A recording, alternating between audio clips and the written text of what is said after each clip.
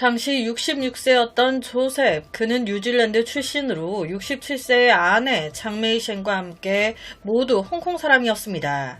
부부는 1988년에 홍콩에서 뉴질랜드로 이주해 정착했고 외동 아들도 두고 있었어요. 당시 조셉은 뉴질랜드 오클랜드의 한 병원에서 수석 간호사로 일을 했는데 거의 정형외과 수술에서 간호사로서 굉장히 존경받는 베테랑 의료진이었대요. 성격도 좋아서 후배들에게도 굉장히 좋은 평을 받고 있던 선배였다고. 조셉의 아내 장메이셴 또한 젊을 때 홍콩에서 간호사로 일했던 여자였습니다. 하지만 뉴질랜드로 넘어오게 되면서 언어 장벽에 부딪힌 거예요. 말이 잘 안 통해. 그런데 몸 관련한 의료 쪽은 아픈 사람이 어디 아픈지 얘기하는 거를 정확히 듣고 캐치하고 그걸 또 전달하고 이런 게 굉장히 중요하잖아요. 그런데 내가 알아듣지 못하는데 자칫 잘못해 의사에게 말을 잘못 전달하거나 의사의 말을 환자한테 잘못 전달해버리면 이게 사람 생명이 왔다 갔다 해버릴 수 있잖아요. 그게 엄청 걱정이 됐던 거예요. 그래서 뉴질랜드로 오면서 그녀 이 간호사라는 직업을 포기합니다. 가족에 더 집중하겠다. 전업주부가 돼서 소중한 우리 아들 남편을 돌봤어요. 장메이셴은 정말 아들이고 남편이고 잘 케어를 했던 것 같아요. 하나밖에 없는 아들을 훌륭한 의사로 키워냈거든요. 사건 당시 아들은 부모님 집에서 120km 떨어진 해밀턴에서 외과 의사로 일하고 있었습니다. 따로 분가해서 살긴 했지만 아들은 되게 살가운 아들이었어요. 쉬는 날이면 자주 차를 몰고 부모님 집으로 가서 같이 밥도 먹고 얘기도 나누고 했죠. 그렇게 2023년 11월 이달은요 매우 특별한 달이었어요. 왜냐? 곧 우리 아버지 조셉의 66번째 생신이 있는 달이거든. 거기다 이때가 딱 66세 나이가 있잖아요.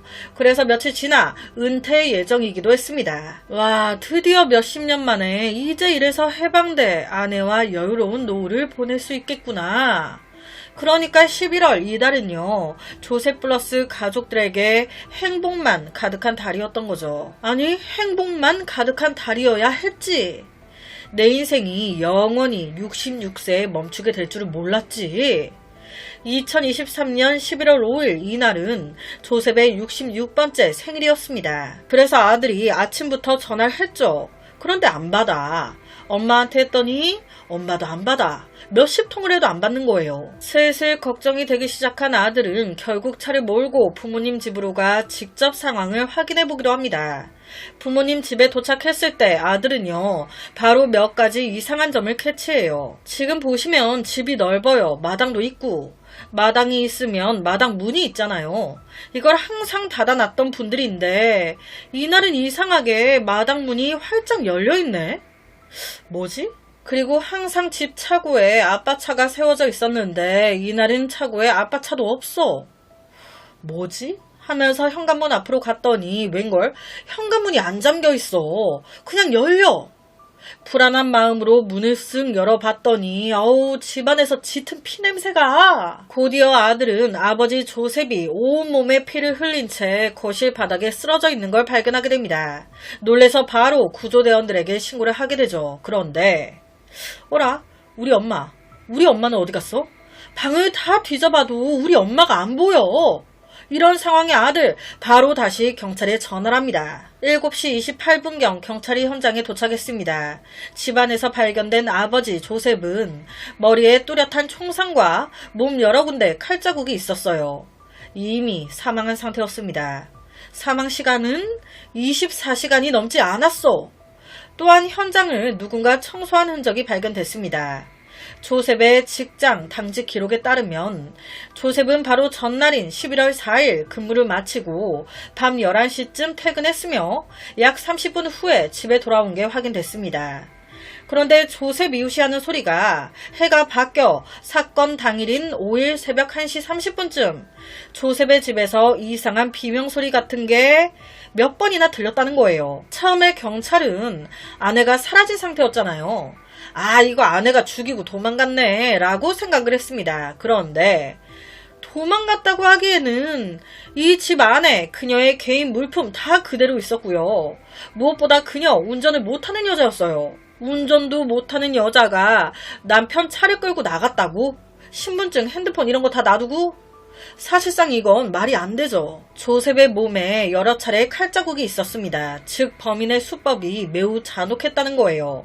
그리고 그 칼자국의 방향이 다 제각각의 칼 모양도 몇 개는 달라. 이로 보아 경찰은 범인 한 명이 아니네.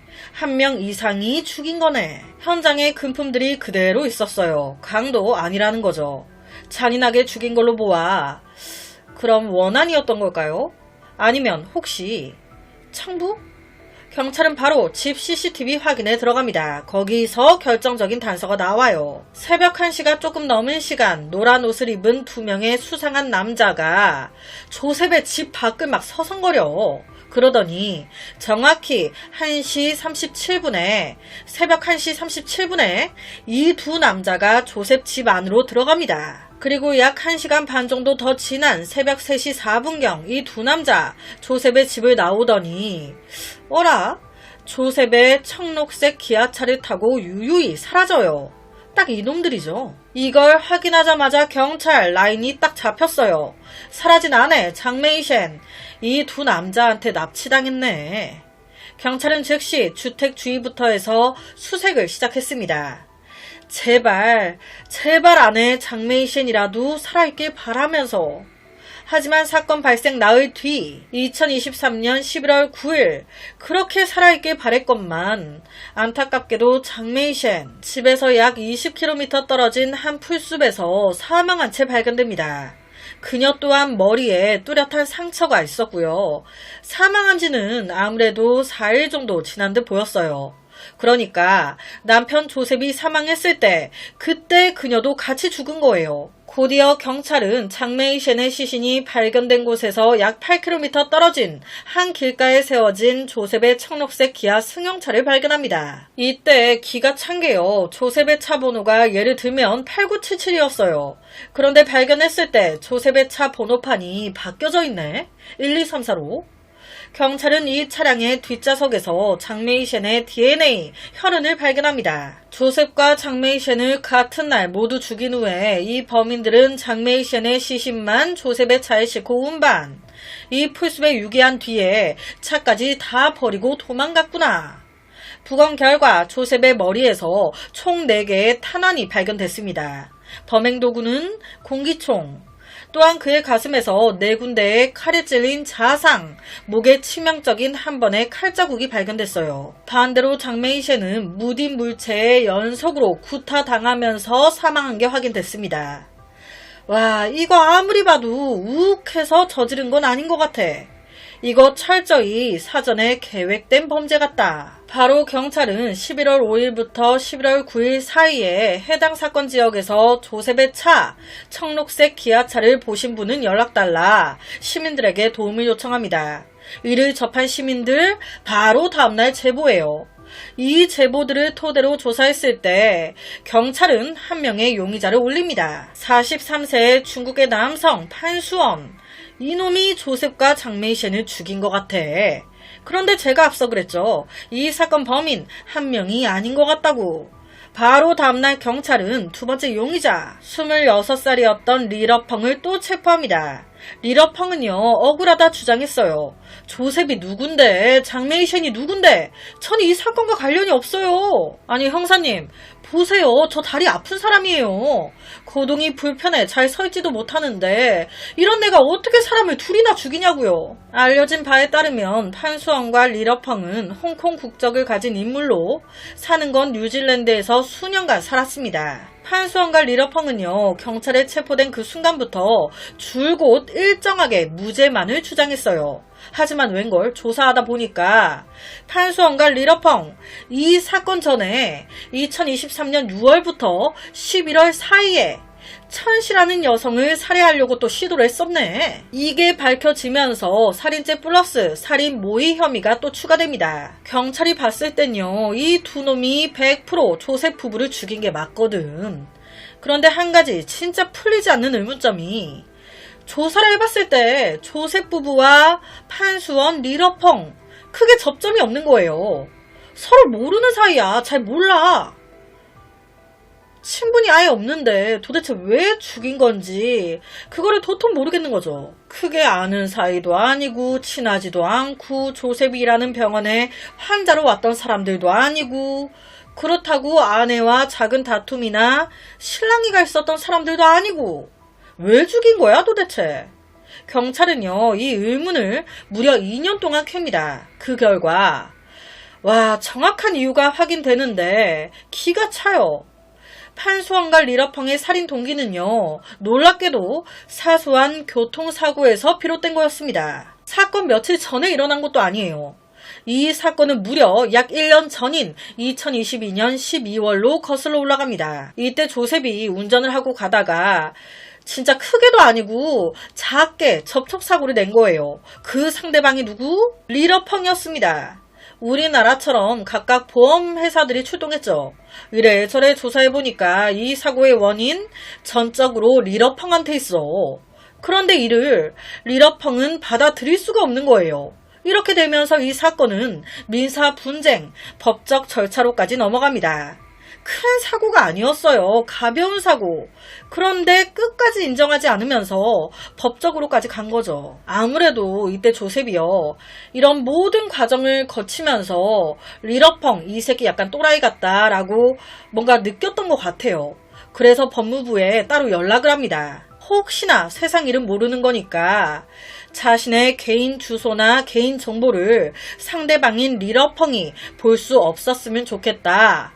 내 개인정보를 리러펑에게 노출시키지 말아달라 라고 요청을 한 거예요. 그런데 이 요청을 법무부에서 기각시켜버립니다. 오히려 사건 발생 3일 전인 2023년 11월 2일 법무부가 리러펑한테 한 통의 메일을 보내는데 거기에 떡하니 조셉의 집 주소와 개인정보를 다 공개해가지고 보내버린 거예요. 이 메일을 딱 보내고 3일 뒤에 조셉 부부 다 살해당한 거예요. 검찰은 법무부가 보낸 이 이메일이 이번 사건의 도화선이 됐다고 추정했습니다. 여기서 더 충격적인 건 조셉과 장메이센 원래 판수원과 리러펑이 죽이려고 계획했던 살인 대상이 아니었다는 거예요. 판수원과 리러펑이 죽이려고 했던 대상 따로 있었어. 그게 누구? 리러펑의 전처 천씨라는 여자. 2023년 초에 리러펑은 한 주택을 임대 천씨와 함께 살았습니다. 아내 천씨와 함께 살다가 리러펑이 조심스럽게 물어본 거예요. 나 어머니까지 모시고 함께 살고 싶은데 어머니 우리 집에 들어와 같이 살면 안 돼? 그런데 이에 대해서 아내가 난리가 난 겁니다. 미쳤냐고. 천씨가 이를 거절하게 되면서 이 부부 사이 엄청 멀어져요.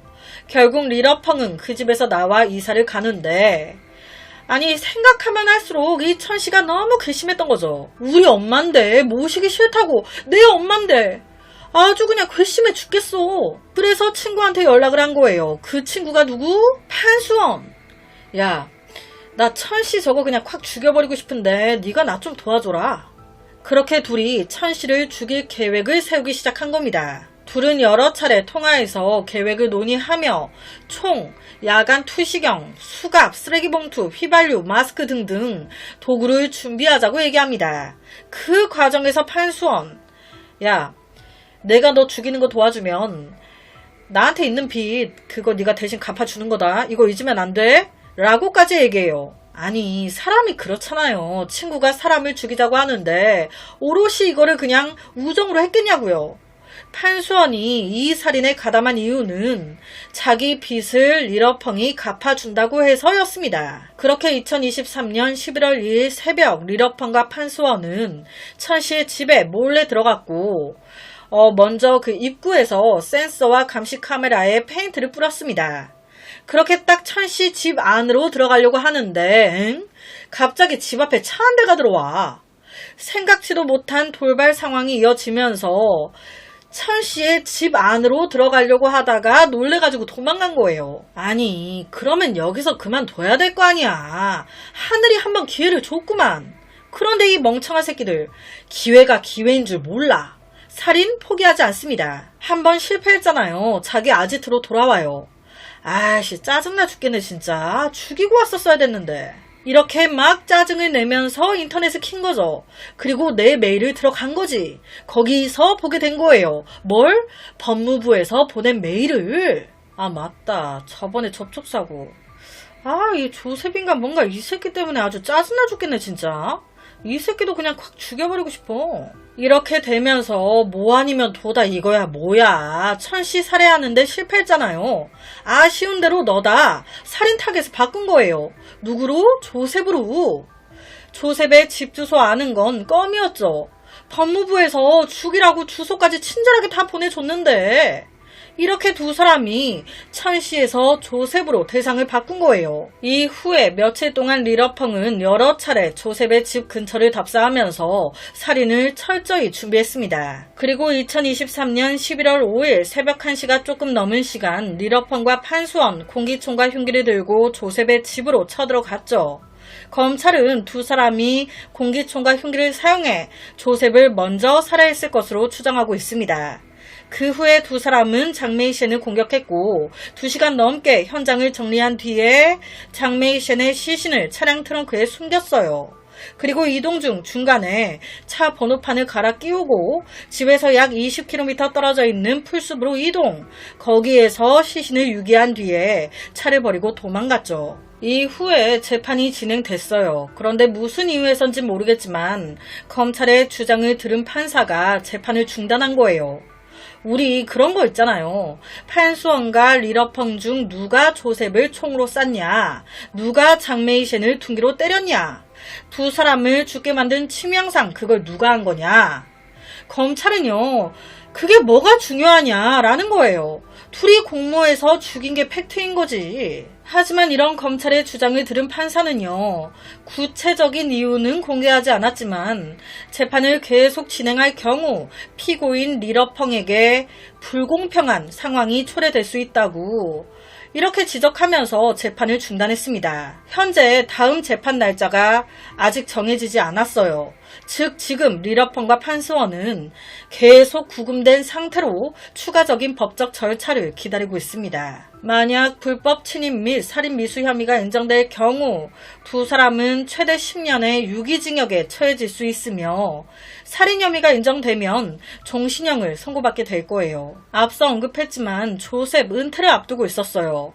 이제 아내와 편안한 노후를 보낼 거라며 되게 기대하고 좋아하고 있었다는데 더 마음이 아픈 건 그 살해당한 11월 5일이 다른 날도 아닌 그의 생일이었다는 겁니다. 생일날 살해를 당했어. 사건이 발생한 그날 병원 동료들이 조셉의 생일을 축하해 주려고 서프라이즈를 준비해 놓은 상태였대요. 조셉이 출근하면 동료들이 다 모여서 생일 축하 노래를 불러주자고. 하지만 그날 조셉의 모습은 끝내 보이지 않았습니다. 그들은 정직한 시민이었고 수많은 생명을 구한 의료진이었으며 가족의 버팀목이었습니다. 외아들 어떡해요. 엄마 아빠를 한순간에 그것도 이렇게 다 잃었으니 가벼운 접촉사고였어요. 법무부에 개인정보 공개하지 말아달라고 요청까지 했었습니다. 법무부에서 이때 오케이 수락만 해줬다면, 리러펑에게 메일 보낼 때 조셉의 집 주소를 공개하지 않았다면 이런 사건 벌어졌을까요? 리러펑 또한 마찬가지예요. 이런 짓거리 해가지고 지한테 득이 될 게 없잖아. 이렇게 사람이 멍청할 수가 있을까요? 그냥 짜증난다고 사람을 죽이고 선수 깜빵에 들어가? 짜증난다고 사람을 죽이고 그냥 이렇게 내 인생을 깜빵에서 허비한다고? 이걸 원했던 걸까요? 이게 진정한 복수라고 생각을 한 걸까? 지금 지가 이겼다고 생각하고 있을까요? 이렇게 해가지고 지가 지금 얻은 게 뭔데? 판수원 이 새끼도 마찬가지예요. 지 빚 때문에 굳이 이렇게까지? 그러니까 둘이 친구겠죠. 둘이 똑같이 멍청하니까. 조셉 부부 이외 천씨까지 죽이려고 했던 남자입니다. 제발 정상적인 모두가 인정할 만한 재판 결과, 가석방이 없는 종신형이 나와서 깜빵에서 죽어 나왔으면 좋겠네요. 오늘 제가 준비한 사건은 여기까지입니다. 어떻게 들으셨나요? 매일 저녁 10시 25분 모미지 업로드, 구독과 좋아요, 그리고 새로운 영상이 업로드 될 때마다 띠링띠링 알려주는 알람 설정까지 한 번씩 부탁드립니다. 내일 저녁 또 다른 사건으로 찾아뵙겠습니다. 내일 봬용.